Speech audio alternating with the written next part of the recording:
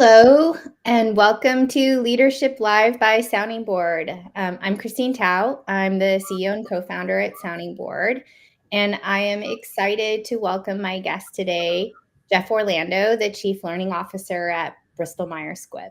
Hi, Jeff. Hey, Christine, thank you for having me on your show today. Glad to have you here. So, about Leadership Live, this is a conversation that we have with some really dynamic learning leaders. And what we do is really try to dig into not only some of the strategies, their thinking that they bring into their work, but also just get to know you a little bit as a person. So, Jeff, I'd love to have you just start off by introducing yourself a bit and maybe telling us a little bit about your role and then your origin story, which is always my favorite part of the conversation. Yes, your most intimidating question, perhaps. So sure. I'm Jeff Orlando, Chief Learning Officer here at Bristol Myers Squibb, or BMS. And BMS is a top 10 pharmaceutical company that's really working on some of the most challenging diseases, unmet needs. We have a lot of specialization in cardiovascular or hematology, cancer, just to name a few of our areas where we work. We don't tend to be a household name, except for those patients that we benefit. But certainly, physicians are those that know us well. I learned a fun fact about BMS recently. Of all companies globally, regardless of industry, we're within the top 15 companies globally for research and development investment. So over $9 billion a year in R&D. And learning, right? So I'm the learning dude here. In terms of kind of overseeing our learning and development strategy and execution across our business. And you've done this for quite some time across lots of different companies. And we're going to get into that, but I'm not going to let you get away from sharing your origin story. So maybe tell us that. Sure.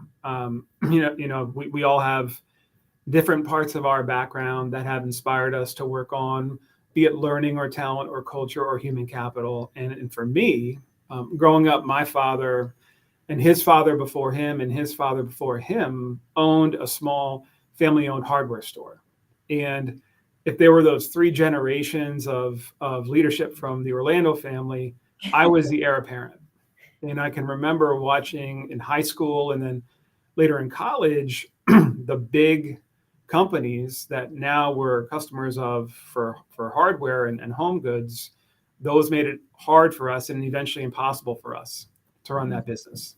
And we eventually closed or sold out of those businesses. And I was wondering at the time, why didn't we see this coming? What were the decisions that we made or didn't make that led to this eventuality? How much of this was about us not learning it, not seeing it? Yeah. This is how much of this was about economic factors beyond our control. And it just got me real curious about how people work together. Mm-hmm. And that's why I've been focused on what I've been focused on. I mean, I don't know if you know this, Jeff, but I'm also, a daughter of an entrepreneur, and I worked for my dad as well in his company before I got a job, and certainly can understand how challenging that is, but also even just the family dynamic. And I'm curious if, as you were sort of looking at that, business and it closing, had you been excited about going into that? Were you already kind of thinking about learning in some of these areas that you're in now? I was always a little bit of two minds, right? That Yeah. I was maybe interested in kind of living on the family legacy a bit, but less interested in the business. And even my father, kind of a cool story. He was in his 40s when the business closed. He went off and had a whole second career in information technology, which was a passion of his that he retrained himself on and had a successful career doing that. So again, it all comes back to agility and learning, I guess, in terms of whatever you're trying to do. Well, it seems like learning and like that idea of building new skills, no matter what age or part of your career, almost seems like it's been built into your DNA. Yep, seems like it. Okay, well, thank you so much for sharing that. And I'd love to sort of transition us a little bit. And one of the things that's exciting about having you on is that, like, you are the chief learning dude, right? So that C means you get to set and think about how your learning strategy really ties into the company strategy. And I feel like a lot of the folks out there are always really curious about how that happens and how you yourself get the buy-in with others at the table to fund all of these initiatives. And so, is there anything that you can share about how you might approach that? Sure, sure. And maybe a little bit about our industry and business, right? Yeah. Pharma is a fascinating industry because our cycle times, how long it takes for us to get a medicine to market is quite a long time. Yeah. It's measured in years and number of years. And that's because it's highly complex and regulated, and safety is always paramount. And so for us, also our products have a shelf life to them, in that we will lose exclusivity on our products over a certain number of years. So we can really look into the future, and we can see what are the pipeline assets we have now that will mature into the next novel therapies that will be successful. And then what are our current successful products that will go generic eventually, that will become less a part of our future. So pharma is interesting because you really can look out 5, 10, 15 years and see what your company will look like. And we as a business are going through one of those transition periods where a lot of our biggest products are coming off of patent, and we have our kind of new entrants that are coming, whether they're coming through acquisitions we've made. We did 3 acquisitions in the final quarter of last year, or whether they're coming from our own research and development, $9 billion a year investment. So from a learning standpoint, the argument I need to make with our senior leaders is we can see what our business is going to look like over the next 5 to 10 years. Therefore, here's what our learning function will do to support those waves in our business over that period of time. And that really gets to the financial model of our business, and also the skills that will be needed and required, right? Yep. So for us right now, we're really maximizing the potential of our pipeline. And that implies a certain number of skills and a certain number of investments.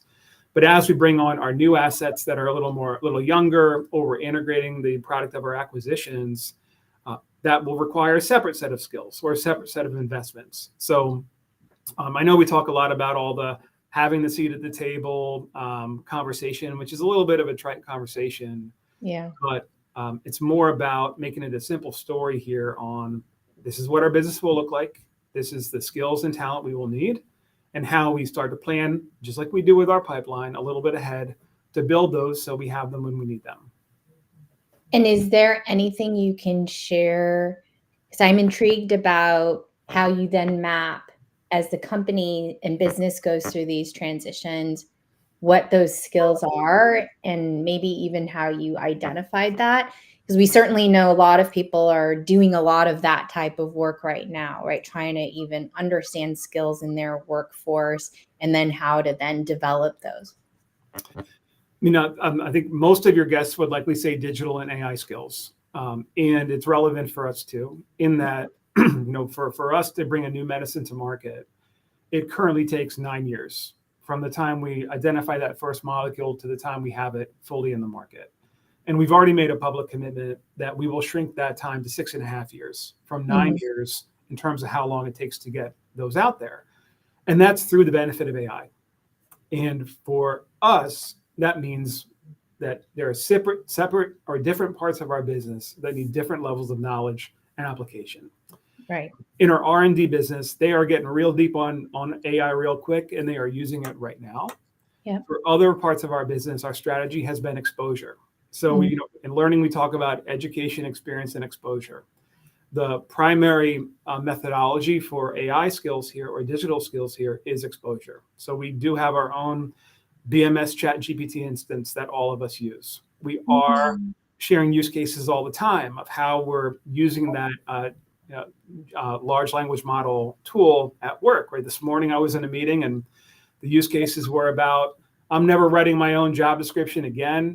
I can get a head start with one of these tools. Or we've uploaded a number of our source documents into our ChatGPT instance so we can easily get those tools. Or one issue we have in learning perennially is that one-stop shop for learning. If we can just get that one website that everyone in our company will go to.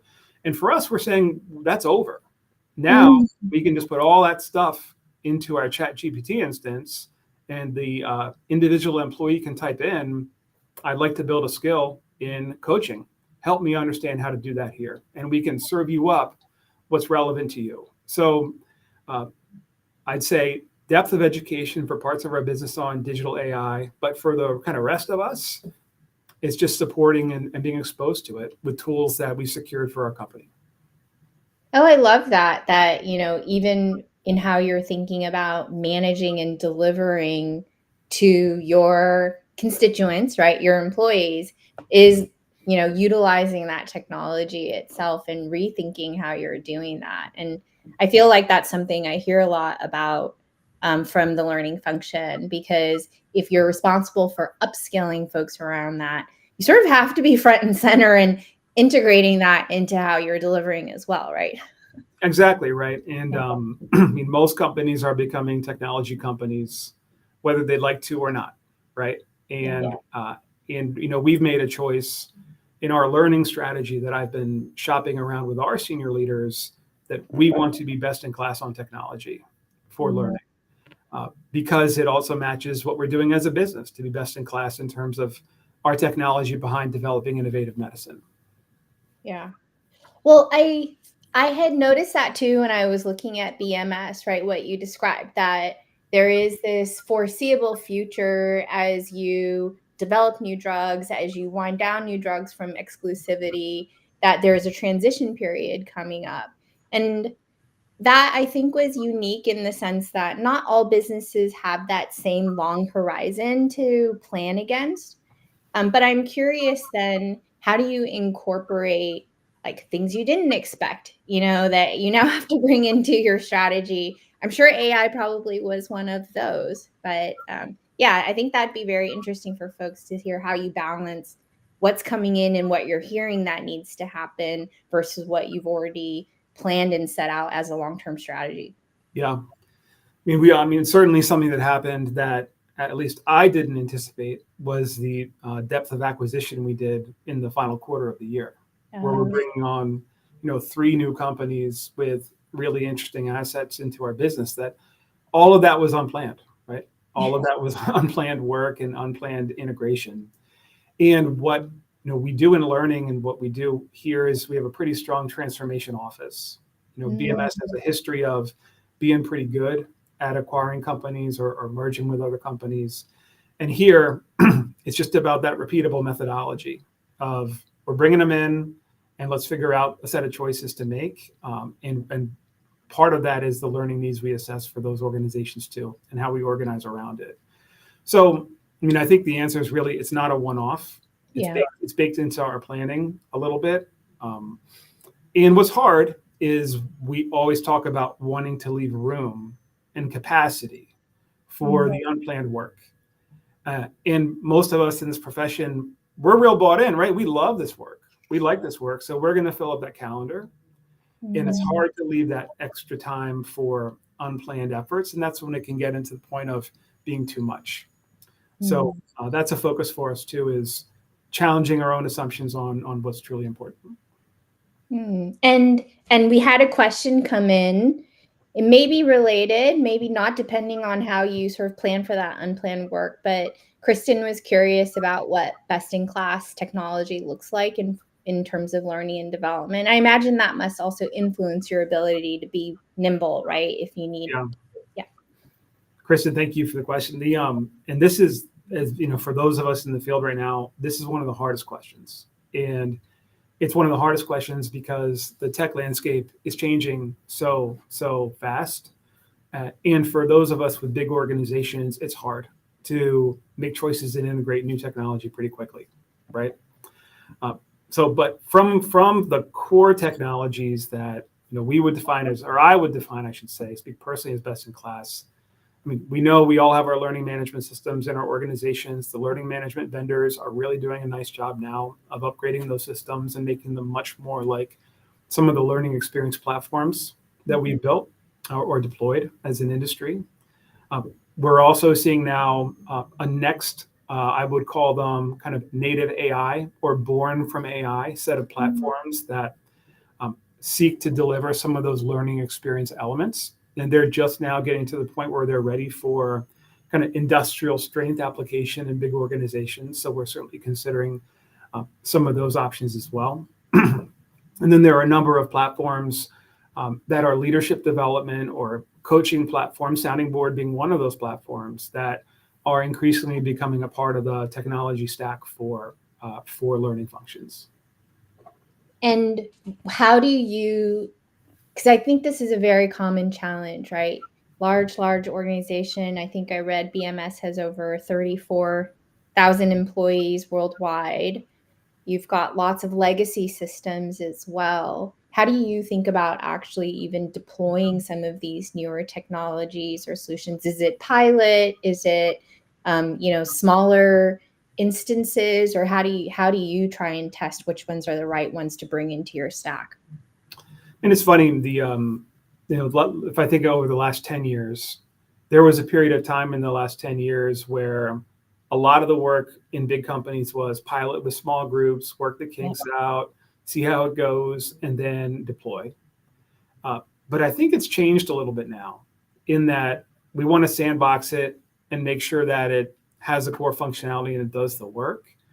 But if we run a pilot for 6 months and then we're deploying for another 6 months, that technology is kind of out of date already in a lot of ways. So we're moving in more of a direction of sandbox it, get the requirements right, but we're just going for it in a lot of our deployment because we want to be in that best-in-class space for tech. Yeah. Well, that's amazing. Can you share any fun learnings you've had from taking that, just run with it approach? I think you need to have an organization that's ready to be a little forgiving. Yeah. Right. And everyone's in their different place around that, right? Everyone's in a different place. For a long time, we were building, this is not a BMS comment, this is an industry comment, right? Yeah. But for a long time, we needed to achieve 99.9% perfection on some of our systems that we deployed that really, if they're not perfect, it's going to be okay. Some of our systems here, if they're not perfect, it's not going to be okay. And with those, we don't take any risk, right? Yeah. But for those that are, leadership development's a good example. Yeah. If a user has a hard time logging in, it's going to be okay. So having a little more bravery around that, and letting your leaders know in advance that that's going to happen is a consequence of a choice to move quickly. Yeah. That's something that we're trying to get more comfortable with here and in a lot of places. Well, I love that for a couple of reasons. It mirrors a lot of the thinking that we talk about in coaching, right? Which is find places where you can take a risk. And then you're sort of balancing that against the impact, right? Don't do it in the place where the impact of that is very, very high. Where can you take small risks and start to learn from those to be able to then be bolder and be braver in how you approach all of your work? And so I love that. And I love this idea that it's also I feel like a leadership opportunity yourselves. If you're deploying a leadership development program, being able to be out there and help people understand these are the trade-offs. This is the way that we're thinking about it. It's actually a real opportunity, even for folks in learning and development, to lead from the front and help really share the thinking about why you're taking the approach or strategy that you are. I think that's right. And back to your question about working with our senior leaders, I think it's a stronger position to say, we're asking you all to endorse a set of trade-offs and consequences with this choice that we want to ask you to support. And we know here's the likely things that might not work out perfectly. Yeah. That's a lot stronger than I'm going to work for 18 months behind the scenes to build something perfect and then deploy it and hope for the best. Yeah. So it's that's an important part when you're trying to move quickly. Yeah. And I think, it's when I think about that, I also think about this idea that, how strong it is to be able to have that conversation, right? And to be able to help people sort of come along for the ride, which I think is sort of related to this question out here. It's like outside of mandatory learning, how are you encouraging learners to engage in these programs? And my thought is, Ian didn't ask me, but my thought is being able to help them understand the why and how you're approaching it can be an important part of getting people committed to participating in that experience. Yep. Yeah, nice to see you receive your question.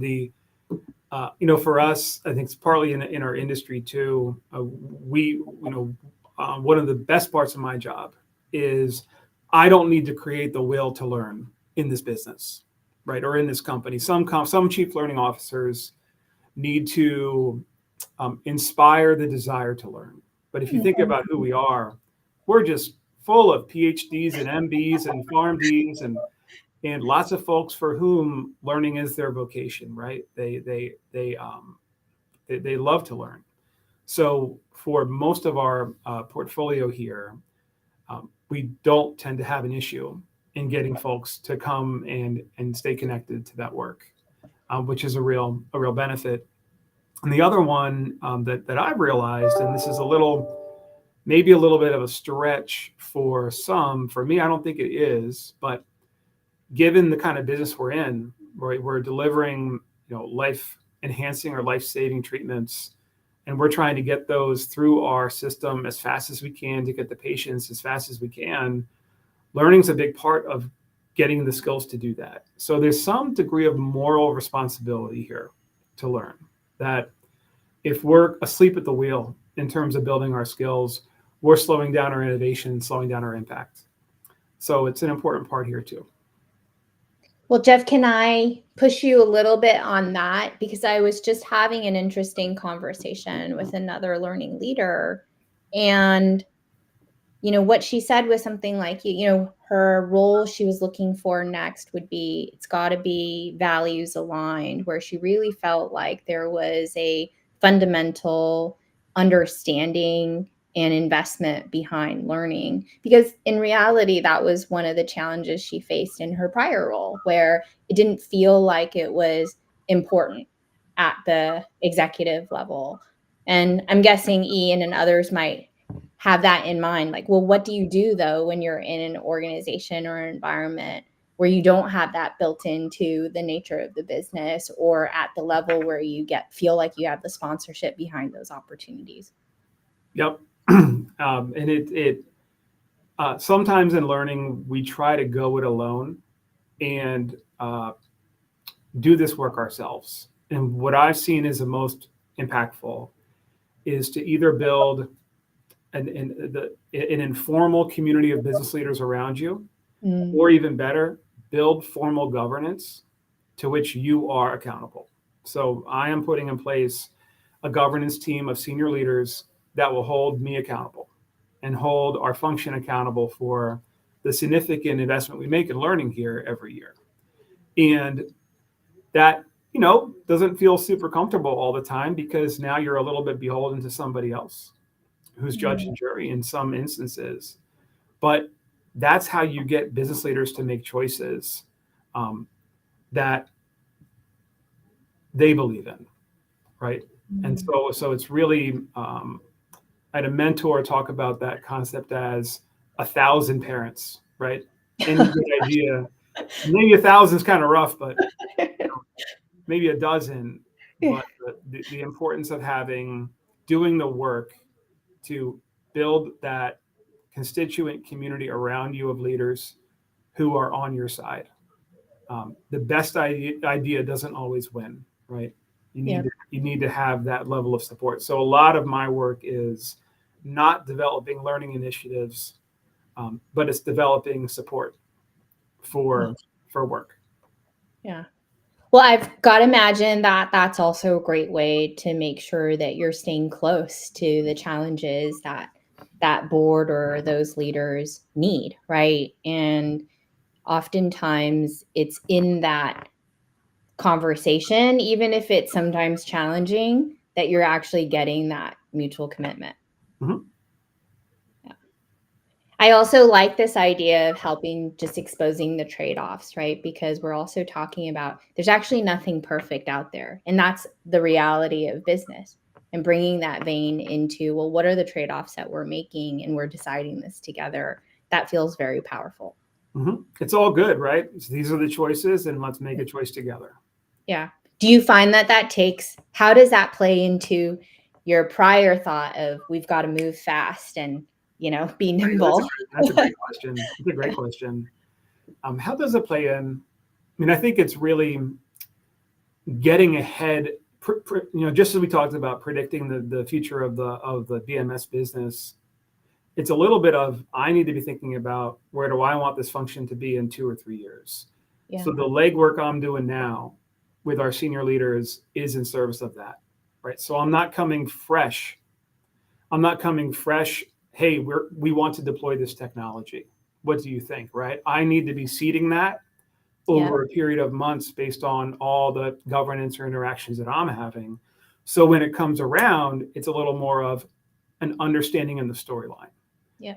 So that's one way you can move quickly by kind of doing your legwork, doing your advanced work. Yeah. Comes down to, it feels like a lot of the work of leaders, right? Aligning, getting buy-in, making sure you're actually really communicating and understanding your stakeholders. Anything else you'd add to that? I think deciding what you're good at, right? I mean, I did a lot of work on strength-based leadership in the past, and figuring out what's different about you that's going to let you bring something special to the table. That's part of it too.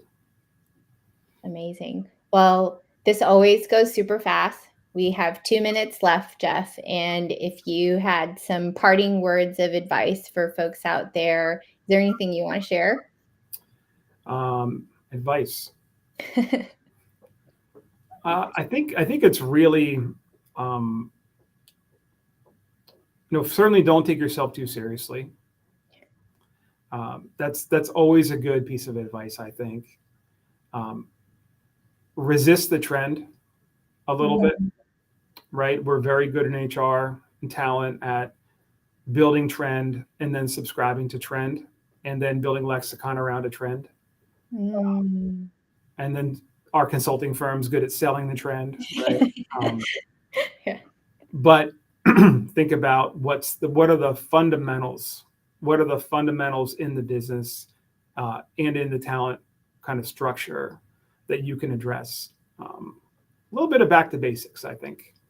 Gets me back to the hardware store, right? Nuts and bolts. Yeah. Maybe. That's right. Well, obviously you have a sense of humor if you're calling yourself the chief learning dude. And Tom, I apologize, but he had one more question. Maybe you can squeeze in a couple of thoughts there where he wanted to understand what your challenges were around managers and leaders leading in remote work. And that will be how we wrap. Man, yes, Tom, solid question. I mean, I think this is another issue that we might have complicated more so than it needs to be. When we look at our employee data through our various listening mechanisms about our folks who are remote, our folks that are in the office, our folks in hybrid roles, and then we look at what are the managerial behaviors that are helping those individuals succeed, there's not a lot of correlation to location. In fact, there's some correlation to location that would surprise you. But more than that, the fundamentals of leading people are the fundamentals of leading people, regardless of where the work occurs.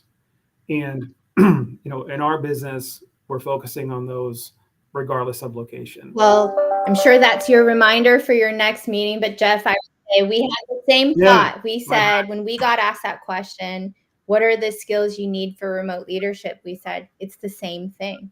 And so I think that idea of nuts and bolts, sort of back to fundamentals, might be a great thought to leave folks with. But thank you so much again for the chat. I really enjoyed it. Thank you for having me. Bye, everyone.